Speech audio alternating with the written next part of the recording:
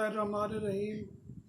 मेरा नाम काजी बिलाल है और आप इस वक्त मुझे मेरे नए चैनल क्यूबी चैनल पर देख रहे हैं।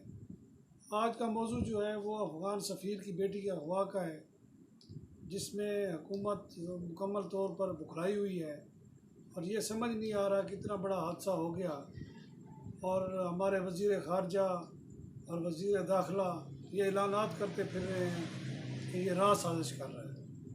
अगर राह साजिश कर रहा है तो हमारी जो एजेंसी हैं, हमारे जो दिफाई इदारे हैं, जो इस काम के लिए ख़ास तौर पर तरबियत याफ्ता हैं, वो कहाँ थे?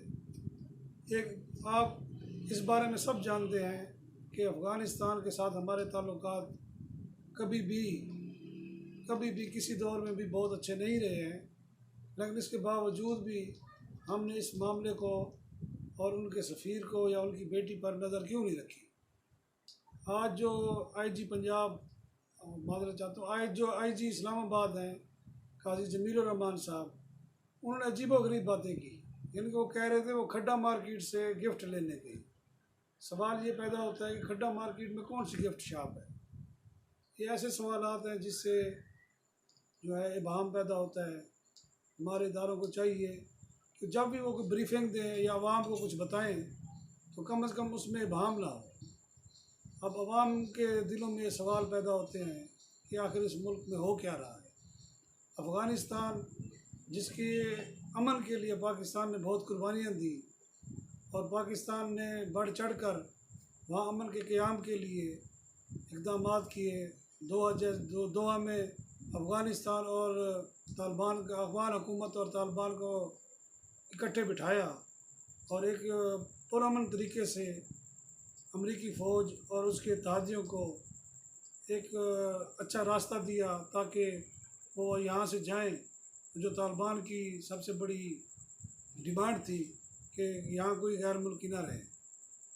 अब इस मौके पर अफ़गान सफ़ीर को वापस बुलाना ये अफ़गान हुकूमत की आसान फरामोशी है जिसे नज़रअंदाज नहीं किया जाना चाहिए।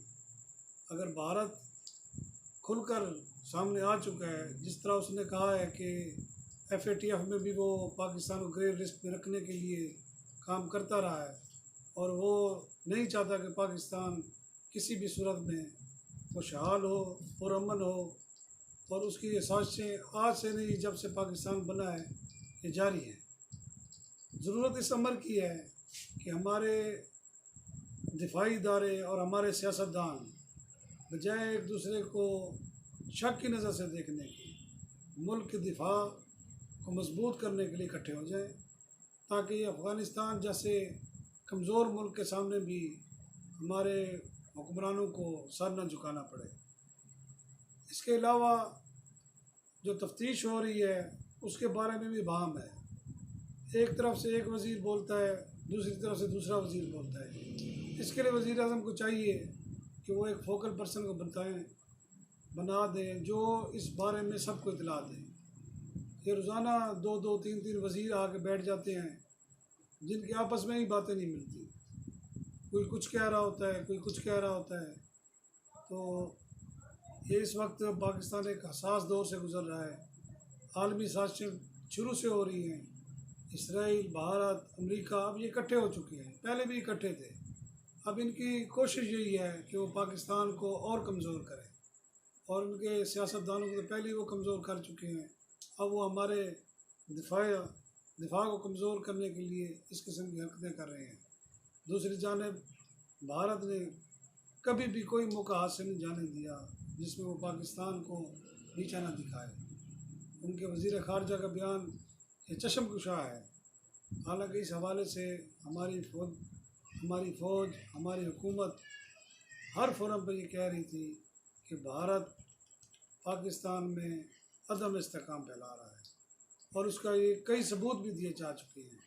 लेकिन मसला ये है कि वहाँ भी जो अक़वाम मुत्तहिदा है या दूसरे इदारे हैं, वहाँ पर भारत इतना मजबूत हो चुका है कि पाकिस्तान डोजियर भी देता है लेकिन उसको कोई नहीं मानता। ये हमारी खारजा पॉलिसी की नाकामी है। हमें चाहिए कि फ़ौरी तौर पर अंदरूनी और बैरूनी ख़तरात से निपटने के लिए एक जामे पॉलिसी बनाएं और उसके लिए सब इदारों को मिलकर काम करना चाहिए। सियासत के लिए बहुत वक्त पड़ा है, जब चाहें आप सियासत करते रहें। अगर सियासत करनी है तो मुल्क के लिए करें, एक दूसरे को नीचा दिखाने या एक दूसरे को कमज़ोर करने के लिए सियासत ना की जाए। आज़ाद कश्मीर में इंतखाबात हो रहे हैं, वहाँ अजीब व गरीब सूरत हाल है, एक दूसरे पर इतने अजीब व गरीब किस्म के इल्ज़ामात लगाए जा रहे हैं। सवाल ये पैदा होता है, वहाँ पूछते हैं ये कौन सी खिदमत है, ये कौन सी सियासत हो रही है। आखिर में ये कहूँगा, अफ़गान सफ़ीर के मामले को बेहतरीन तरीके से हल करें और कोई ज़रूरत नहीं है हमें अफ़गान हुकूमत के सामने झुकने की या हमें अमेरिका या भारत को वजाहतें पेश करने की। मुल्की मफाद में हमें ऐसे फ़ैसले करने चाहिए जिससे पाकिस्तान का सिर्फ फ़ायदा हो, हमें किसी और के फ़ायदे की कोई ज़रूरत नहीं है और ना ही हम किसी का मोहताज हैं। अगर माशी तौर पर हम अगर कमज़ोर हैं तो उसकी भी वजह यही है कि वो हम लोगों की आपस में नाइत्तफ़ाक़ी है। अगर इस नाइत्तफ़ाक़ी को ख़त्म कर लें तो आज ये सारे मामलात भी हल हो जाएंगे। इसके साथ ही मैं आपसे इजाज़त चाहूँगा। अल्लाह हाफ़िज़।